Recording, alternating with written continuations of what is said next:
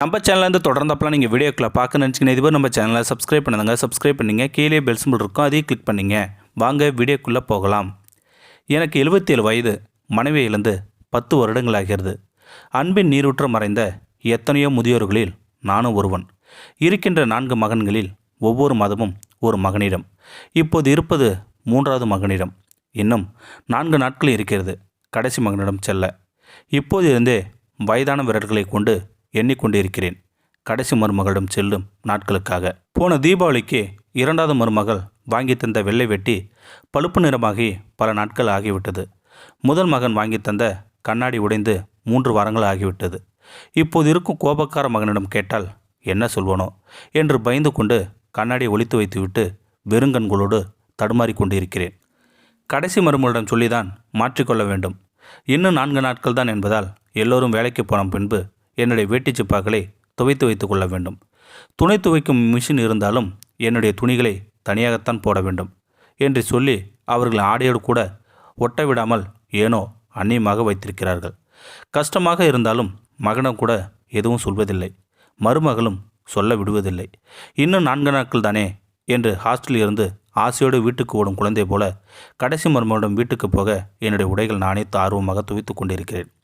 கடைசி மகன் மற்றவர்களைப் போல் கார், சொந்த வீடு என்று வசதியாக இல்லை. வாடகை வீடுதான். 2 பேருக்கும் 2 மோட்டார் பைக்குகள் இருக்கிறது. நான் ஊருக்கு போகும்போதெல்லாம் மருமகள் தான் ஸ்கூட்டர் எடுத்துக்கொண்டு பஸ் ஸ்டாண்டில் வருவாள். அந்த ஸ்கூட்டரில் உட்கார்ந்து கொண்டு போவதில் அப்படி என்ன ஆனந்தமோ எனக்கு தெரியாது.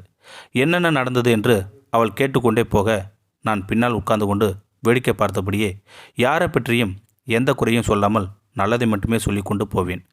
அவள் கெட்டிக்காரி என்பதால் போகும் வழியில் எனக்கு பிடித்த ரோஸ் மில்க் வாங்கி கொடுத்து வேடிக்கை பார்க்கும்போதே கண்டுபிடித்து விடுவாள். வீட்டுக்கு போனதும் என்னுடைய கட்டப்பையை ஆராய்ச்சி செய்து மருந்து மாத்திரைகளாவது சரியாக வாங்கி கொடுத்திருக்கிறார்களா என்று தேடி பார்த்து திட்டுவாள். அதில் அவளுக்கு பிடித்த பாதுஷா ஸ்வீட் நான் வாங்கி வந்திருப்பதை பார்த்து சிரித்து விடுவாள். இவளை ஏன் எனக்கு மகளாக பெற்றுத்தரவில்லை என்று மீனாட்சியிடம் சண்டை போடக்கூட அவள் அருகில் இல்லாமல் எனக்கு முன்னால் போய் சேர்ந்து விட்டதில் நிறைய வருத்தம் எனக்கு. 4 நாட்கள் கழித்து பஸ்ஸில் போய் இறங்கினேன். எப்போதும் போல் எனக்கு முன்வந்து காத்திருந்தாள். ஓடி வந்து பையை வாங்கி கொண்டாள். ஸ்கூட்டரில் பத்திரமாக உட்கார வைத்து கொண்டு உங்களை சேவிங் பண்ணக்கூட கூட்டிகிட்டு போக நேரம் இல்லையாம்மா அவங்களுக்கு, அவ்வளோ பெரிய ஆளுங்களாக ஆயிட்டாங்களா என்னும்போதே அதெல்லாம் இல்லைம்மா 2 பேரும் என்று ஆரம்பிக்கும் போதே இப்படியே பேசி பேசி அவங்கள காப்பாற்றிக்கிட்டே இருந்துங்கப்பா, பேசாமல் வாங்க என்று ரோஸ் மில்க் கடைக்கு போவதற்குள் சவர கடைக்கு தான் அழைத்து சென்றாள். கண்ணாடி என்னாச்சு என்று முறைத்தாள். ஃபெயிலான மார்க் ஷீட்டை காட்டும் குழந்தை போல் தயங்கி தயங்கி ஒரு பக்கம் உடைந்த கண்ணாடியை காட்டினேன். கோபத்தை வெளிக்காட்டாமல் கண்ணாடி மாற்ற அழைத்து சென்றாள். இதுக்கு தான் உங்களை அனுப்ப மாட்டேன்னு சண்டை போடுறது புரியுதாப்பா என்று முறைத்தாள். என்னிடம் பதில் இல்லை.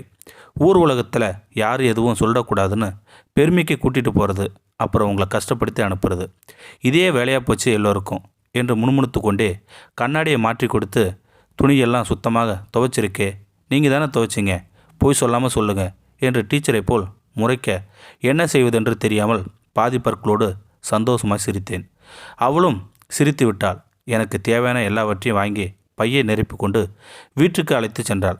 ஸ்கூட்டரில் உட்கார்ந்து செல்லும்போது லேசாக மயக்கமாக இருக்கு, கொஞ்சம் சாஞ்சிக்கிட்டோமா என்று கேட்டேன். கொஞ்சம் தூரம் தானப்பா, போயிடலாம், பத்திரமா சாஞ்சிக்கோங்க என்று சொல்லி மெதுவாக சாய்ந்து கொண்டேன். உண்மையில் எனக்கு மயக்கமெல்லாம் இல்லை. நான் பெறாத மகளின் மீது சாய்ந்து கொள்ள ஆசையாக இருந்தது. அதனால்தான் பொய் சொல்லி சாய்ந்து கொண்டேன். இன்னும் 1 மாதத்திற்கு அவளின் செல்லத்திட்டுக்கள் நடுவில் காணாமல் போகும் என் முதுமையின் ஊமை காயங்கள். இந்த வீடியோ உங்களுக்கு பிடிச்சிருந்தா கமெண்ட் பாக்ஸில் கமெண்ட் பண்ணுங்கள், கூட உங்கள் ஃப்ரெண்ட்ஸுக்கு ஷேர் பண்ணுங்கள். இதுவரை நம்ம சேனலை சப்ஸ்கிரைப் பண்ணுங்கள். சப்ஸ்கிரைப் பண்ணிங்க. கீழே பெல் சிம்பிள் இருக்குது, அதையும் கிளிக் பண்ணிங்க. தேங்க்யூ ஃபார் வாட்சிங்.